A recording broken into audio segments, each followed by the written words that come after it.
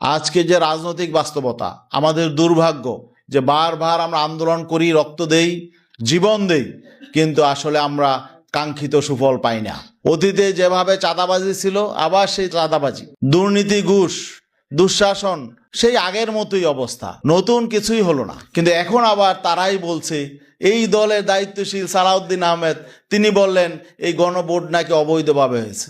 সরকার বেকায়দায় পড়ুক, অযথা আমরা শুধু বিরোধিতার কারণে বিরোধিতা করি না, আমরা সরকারের গঠনমূলক সমালোচনা করি। আজকে আমরা একটা বিশেষ মুহূর্তে সেশন সমাপ্ত হওয়ার আগেই সম্মেলন করছি সারা বাংলাদেশে। কারণ হলো আমরা সংগঠনকে আরো গতিশীল করতে চাই, আমরা সংগঠনকে আরো গণমুখী করতে চাই, আমরা আমাদের এই আন্দোলনকে আরো জনগণের কাছাকাছি নিয়ে যেতে চাই। আমরা আগামী দিনে গণমানুষের প্রত্যাশা পূরণের জন্য সংগঠনকে ঢেলে সাজাতে চাই।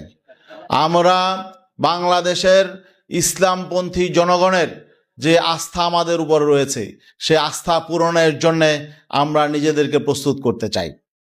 সংগ্রামী বন্ধুগণ, আজকে যে রাজনৈতিক বাস্তবতা, আমাদের দুর্ভাগ্য যে বারবার আমরা আন্দোলন করি, রক্ত দেই, জীবন দেই, কিন্তু আসলে আমরা কাঙ্ক্ষিত সুফল পাই না।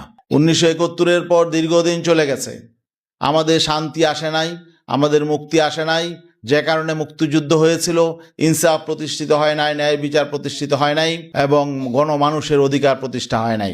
এই 24-এর গণ অভ্যুত্থান যে আকাঙ্ক্ষা নিয়ে গণ অভ্যুত্থান হয়েছিল, রাষ্ট্র সংস্কার হবে, সুশাসন প্রতিষ্ঠা হবে, বৈষম্য দূর হবে, অর্থনৈতিক মুক্তি আসবে, বেকারত্ব দূর হবে, ছাত্ররা তাদের অধিকার ফিরে পাবে, কিন্তু আমরা দেখলাম কি, মাঝখানে অন্তর্বর্তীকালীন সরকার নানা রকম কথাবার্তা বলল। কথামালায় আমরা একেবারে চিন্তা করলাম দেশ মনে হয় নতুনভাবে গড়ে উঠবে, আমরা একটা সুশাসন পাবো, নতুন সরকার পাবো, নতুন ব্যবস্থা পাবো। কিন্তু আমরা কি দেখলাম, সেই পুরানো বউই আবার নতুন শাড়ি পরে আসলো, কিছুই নতুন হলো না। বরং অতীতে বাংলাদেশে যেই রাজনীতি ছিল, সেই রাজনীতি আবার তারা শুরু করে দিল। অতীতে যেভাবে চাঁদাবাজি ছিল, আবার সেই চাঁদাবাজি, দুর্নীতি, ঘুষ, দুঃশাসন সেই আগের মতোই অবস্থা, নতুন কিছুই হলো না। এমনকি যেই সংস্কারে আমরা সবাই ঐক্যবদ্ধ ছিলাম, এখন একটা বিষয় বলতে হয়, 5ই আগস্টের পরে আমরা আরও অন্যান্য রাজনৈতিক দলের কাছাকাছি চলে এসেছিলাম। আমাদের মধ্যে দূরত্ব ছিল, বিভিন্ন মতপার্থক্য ছিল, এগুলো আমরা দেশের জন্যে, মানুষের প্রত্যাশা পূরণের জন্যে আমরা কাছাকাছি চলে এসেছিলাম, যাতে নাকি আমরা ঐক্যবদ্ধ হলে সংস্কারটা হয়। সংস্কারের প্রশ্নে কিছু মৌলিক দাবি নিয়ে আমরা দূরত্ব সত্ত্বেও আমরা কিছু রাজনৈতিক দলের সাথে আমরা কাছাকাছি চলে এসেছিলাম। কিন্তু আমরা কি দেখলাম, পরবর্তীতে একটা সংস্কারের জন্যে কিছু কিছু বিষয়ে একমত হয়ে একটা সনদ হলো, জাতীয় সনদ হলো, জুলাই সনদ হলো। এই সরকার যারা ক্ষমতায় আসলো, তারাও সেই সনদে স্বাক্ষর করলেন এবং গণভোট হলো। গণভোটে তারাও জনগণের কাছে ভোট চাইলেন। বর্তমান প্রধানমন্ত্রী তারেক রহমান তিনি নিজে ভোট চাইলেন হায়ের পক্ষে ভোট দেওয়ার জন্যে। কিন্তু এখন আবার তারাই বলছে, এই দলের দায়িত্বশীল সালাউদ্দিন আহমেদ তিনি বললেন এই গণভোট নাকি অবৈধভাবে হয়েছে, এটা নাকি অসাংবিধানিক। তাহলে আপনার প্রধানমন্ত্রী তিনি কি অসাংবিধানিক বিষয়ে সমর্থন চাইলেন? বাঙালিকে তারা হাইকোর্ট দেখাচ্ছে। এই সরকার কোন সাংবিধানিক ভিত্তির উপর দাঁড়িয়ে আছে? এই যে 5ই আগস্ট অভ্যুত্থান হলো, এই অভ্যুত্থান হলো কোন সংবিধানের আলোকে? শেখ হাসিনা দেশ থেকে পালিয়ে গেলেন কোন সংবিধানের আলোকে? আজকে প্রেসিডেন্ট যেই রাষ্ট্রপতি গতকালকে পদত্যাগ করে চলে গেলেন, একটা অজুহাত দাঁড় করানো হলো যে রাষ্ট্রপতি তিনি নাকি শেখ হাসিনার সাথে লন্ডনে গিয়ে মোবাইলে কথা বলেছেন। আমরা তো আগেই বলেছিলাম তাকে বিদায় করার জন্যে, এই আপদ আপনারা রেখে দিয়েছিলেন কেন? আসলে নিজেদের সুবিধার জন্যে সব সংবিধানে সিদ্ধ হয়, আর যখন নাকি নিজেদের ক্ষমতা অপব্যবহার করা না যায়, যখন জবাবদিহিতার প্রশ্ন আসে, তখনই সেখানে সাংবিধানিক প্রশ্ন চলে আসে। আমরা পরিষ্কার বলতে চাই, এই জনগণ যেই ভোট দিয়ে জুলাই সনদকে পাশ করেছে, 90% জনগণ জুলাই সনদের পক্ষে ভোট দিয়েছে, এই জনগণের মতামতকে আপনারা অশ্রদ্ধা করবেন না। জনগণের মতামতকে অশ্রদ্ধা করলে এর পরিণতি কিন্তু ভালো হয় না। আমরা একটি দায়িত্বশীল রাজনৈতিক দল, আমরা সরকার বেকায়দায় পড়ুক অযথা আমরা শুধু বিরোধিতার কারণে বিরোধিতা করি না, আমরা সরকারের গঠনমূলক সমালোচনা করি। কিন্তু আমরা কি দেখতে পাচ্ছি, এখন যারা বিরোধী দল আছে তারা পার্লামেন্টেও তারা সঠিক ভূমিকা পালন করতে পারছে না, আবার তারা আসলে রাজপথেও সঠিক ভূমিকা পালন করতে পারছে না। কারণ হলো, আমরা যেটা বুঝতে পারছি, সরকার এবং বিরোধী দলের মধ্যে নিজেদের মধ্যে একটা সমঝোতা আছে।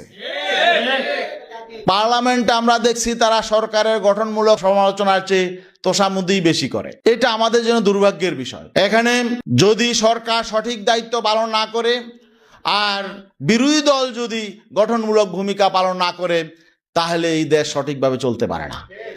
আজকে সরকার যেভাবে দেশ চালাচ্ছে, আমরা বলবো আপনারা জনগণের অনুভূতিকে শ্রদ্ধা জানান এবং এখানে মানুষ যে জন্যে আপনাকে ক্ষমতায় বসিয়েছে, আপনারা যে অঙ্গীকার নিয়ে ক্ষমতায় এসেছেন, আজকে 5 মাস চলে গেল, আপনারা কিন্তু সেভাবে জনগণের দেয়া অঙ্গীকার পুরাপুরি বাস্তবায়ন করতে পারছেন না। এবং আপনারা জনগণকে মুক্তি দিবেন এবং আপনারা যে অঙ্গীকার করেছেন এদেশে যুব সমাজের সাথে, ছাত্র সমাজের সাথে, যে আপনারা ক্ষমতায় গিয়ে 1 কোটি লোককে আপনারা চাকরি দিবেন, কিন্তু আমরা কি দেখতে পাচ্ছি? নতুন চাকরি দিবেন তো দূরের কথা, এই যে বাজেট আপনারা পাশ করলেন, সেই বাজেটে এখানে বেকারত্ব নিরসনের নতুন চাকরির কোনো বন্দোবস্ত নেই। বরং আমরা কি দেখতে পাচ্ছি, নতুন নতুন মিল, ফ্যাক্টরি, গার্মেন্টস এগুলো বন্ধ হয়ে যাচ্ছে। এ ব্যাপারে কোনো উদ্যোগ নেই। আপনারা নতুন চাকরি 1 কোটি চাকরি দিবেন, কবে, কোন মাসে, কোন বছর কত নতুন চাকরি দিবেন, সেই ব্যাপারে সুনির্দিষ্ট কোনো দিক নির্দেশনা নেই। এভাবে আপনারা একটা অনিশ্চিত গন্তব্যের দিকে দেশকে নিয়ে যাচ্ছেন। অর্থনৈতিক সংস্কার নেই, রাজনৈতিক সংস্কার নেই, রাজনীতিতে কোনো গুণগত পরিবর্তন নেই, শুধুমাত্র কথামালা আমরা দেখছি। আপনার এখানে দলীয়করণ হচ্ছে এবং সেখানে যেভাবে দুদক স্বাধীন হওয়ার কথা, বিচার বিভাগ স্বাধীন হওয়ার কথা, কিছু সংস্কার যেটা অন্তর্বর্তীকালীন সরকার সিদ্ধান্ত নিয়েছিল, এ থেকেও আপনার সরে এসেছেন। এগুলো কিন্তু আলামত ভালো নয়। আমরা বাংলাদেশকে একটি উন্নত কল্যাণ রাষ্ট্র প্রতিষ্ঠার জন্য আমরা মনে করছি ইসলামী আদর্শ প্রতিষ্ঠা ছাড়া বিকল্প কোনো পথ নেই। অতীতে যেভাবে ক্ষমতার পরিবর্তন হয়েছে, শুধু ক্ষমতার পরিবর্তন হলে, ক্ষমতার হাত বদল হলেই মানুষের ভাগ্যের পরিবর্তন হবে না। এই জন্যই আমাদের নেতা পীর সাহেব বলেছেন যে, আমাদের মরহুম নেতাও যে কথা বলে আসছিলেন যে নীতির পরিবর্তন ঘটাতে হবে, এখানে সাংবিধানিক পরিবর্তন ঘটাতে হবে এবং ইসলামের আলোকে, ইসলামী শরিয়ার আলোকে যতক্ষণ পর্যন্ত আমাদের রাষ্ট্র ব্যবস্থা পরিচালিত না হবে, অতদিন পর্যন্ত মানুষের কাঙ্ক্ষিত মুক্তি আসবে না। এই জন্যই আমরা আন্দোলন করছি, সংগ্রাম করছি এবং আমরা ইনশাআল্লাহ আগামীতে আমাদের নীতি আদর্শ থেকে আমরা বিচ্যুত হব না। ইনশাআল্লাহ আমরা আদর্শের রাজনীতি করি, এ পথ থেকে আমরা একটু বিচ্যুত হব না। আমাদের বিরুদ্ধে অনেক অপপ্রচার হয়েছে, নির্বাচন অপপ্রচার হয়েছে, মিথ্যাচার হয়েছে। অনেকে ইসলামী সংগঠনের নাম দিয়ে আমাদের নামে মিথ্যাচার করেছে, আমাদের নামে মানুষকে বিভ্রান্ত করেছে। আজকে মানুষ বুঝতে পারছে যে তারা বিভ্রান্ত হয়েছিল। আজকে মানুষ বুঝতে পারছে যে আমাদের বিরুদ্ধে অপপ্রচার হয়েছে, মিথ্যাচার হয়েছে।